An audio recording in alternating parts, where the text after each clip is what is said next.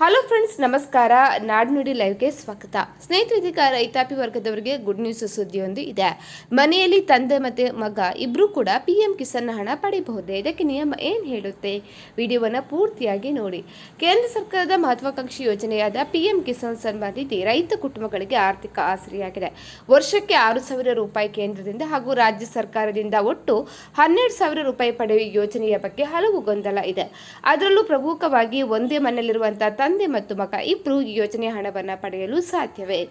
ಕೇಂದ್ರ ಸರ್ಕಾರದ ಮಹತ್ವಾಕಾಂಕ್ಷಿ ಯೋಜನೆ ಇದಾಗಿದ್ದು ಒಟ್ಟು 12,000 ರೂಪಾಯಿ ಅಂತ ಹೇಳಿದ್ರೆ ಕೇಂದ್ರದಿಂದ ಒಟ್ಟು ಮೊತ್ತ ಸೇರಿ 12,000 ರೂಪಾಯಿ ಪಡೆಯುವ ಯೋಜನೆ ಇದಾಗಿದೆ. ಅದರಲ್ಲೂ ಪ್ರಮುಖವಾಗಿ ಒಂದೇ ಮನೆಯಲ್ಲಿರುವಂತಹ ತಂದೆ ಮತ್ತೆ ಮಗ ಇಬ್ಬರು ಕೂಡ ಈ ಹಣವನ್ನು ಪಡಿಬಹುದಾ? ನಿಯಮ ಏನು ಹೇಳುತ್ತೆ ಅಂತ ನೋಡೋದಾದ್ರೆ, PM ಕಿಸಾನ್ ಯೋಜನೆಯಡಿ ಅರ್ಹ ರೈತರಿಗೆ ಪ್ರತಿ ವರ್ಷ 3 ಕಂತುಗಳಲ್ಲಿ 6,000 ರೂಪಾಯಿ ಹಾಕುವಂಥದ್ದು.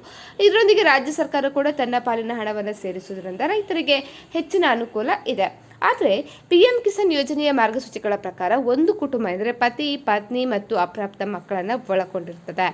ಯೋಜನೆಯ ನಿಯಮದಂತೆ ಒಂದು ಕುಟುಂಬದಲ್ಲಿ ಒಬ್ಬರಿಗೆ ಮಾತ್ರ ಯೋಜನೆಯ ಲಾಭ ದೊರೆಯುತ್ತೆ. ಅಂದರೆ ಪತ್ನಿ ಇಬ್ಬರ ಹೆಸರಿನಲ್ಲಿ, ಅಂದರೆ ಪತಿ ಮತ್ತು ಪತ್ನಿ ಇಬ್ಬರ ಹೆಸರಿನಲ್ಲಿ ಪ್ರತ್ಯೇಕವಾಗಿ ಜಮೀನಿದ್ರೂ ಕೂಡ ಕುಟುಂಬದ ಒಬ್ಬ ಸದಸ್ಯ ಮಾತ್ರ ವಾರ್ಷಿಕ 6,000 ರೂಪಾಯಿಗಳ ಗೌರವಧನವನ್ನು ಪಡೆಯಲು ಅರ್ಹರಾಗಿರ್ತಾರೆ.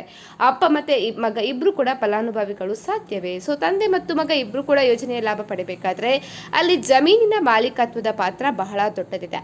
ಒಂದು ವೇಳೆ ತಂದೆ ಹೆಸರಿನಲ್ಲಿ ಜಮೀನಿದ್ದು ಮಗನ ಹೆಸರಿನಲ್ಲಿ ಯಾವುದೇ ಸ್ವತಂತ್ರ ಜಮೀನು ಇಲ್ಲ ಅಂದರೆ ಮಗ ಯೋಜನೆಗೆ ಅರ್ಜಿ ಸಲ್ಲಿಸಲು ಸಾಧ್ಯ ಆಗುವುದಿಲ್ಲ. ತಂದೆ ಬದುಕಿರುವವರಿಗೆ ಮತ್ತು ಜಮೀನು ಅವರ ಹೆಸರಿನಲ್ಲೇ ಇರುವವರಿಗೆ ಮಾತ್ರ ಯೋಜನೆಯ ಲಾಭ ಪಡಿತಾರೆ.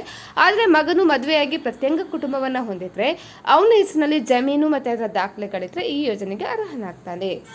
ಸ್ನೇಹಿತರೆ, ಈ ಬಗ್ಗೆ ನಿಮ್ಮ ಅನಿಸಿಕೆಯನ್ನು ಕಮೆಂಟ್ ಮಾಡಿ. ನೀವು ನಮ್ಮ ಚಾನಲನ್ನು ಕೂಡ ಸಬ್ಸ್ಕ್ರೈಬ್ ಮಾಡಿ.